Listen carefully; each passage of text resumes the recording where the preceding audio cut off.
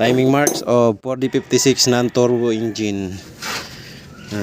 Dito po sa lower part, dito sa crankshaft, yan po yung timing mark nya. Dito po yun, ayan po yung pointer nya. Ayan po yung dot nung timing gear. Tapos yung sa balancer nandun, yung part po na yan.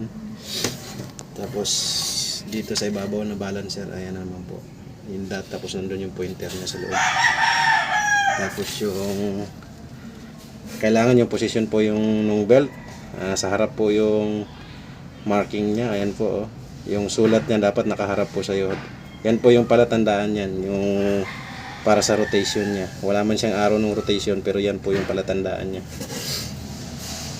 Tapos nagpalit ako nung tensioner dahil maingay na po yung tensioner nya. Ang talagang naging issue po nito ay tumagas po yung langis dito sa baba na to.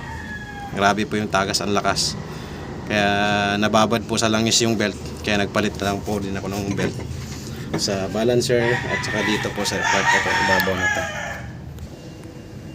Yung tekniko po pala ng pagkabit nitong tensioner nya, pagkabit mo nyan, sisikwatin mo lang po ng screw rito. Tsaka po mo higpitan tong bolt po na to. Para pagka nahigpitan po yan, pag nakabit mo na yung belt, tsaka mo po bitawan yung nut na yan. Tutulak na po kusa yan. Naka-align na po lahat yan. Kasong haba na. Dahil mahaba guys yung video, idudugtong ko na lang po sa sunod na episode yung upper part. Itong sa camshaft, saka sa dito sa injection nya hanggang sa baba.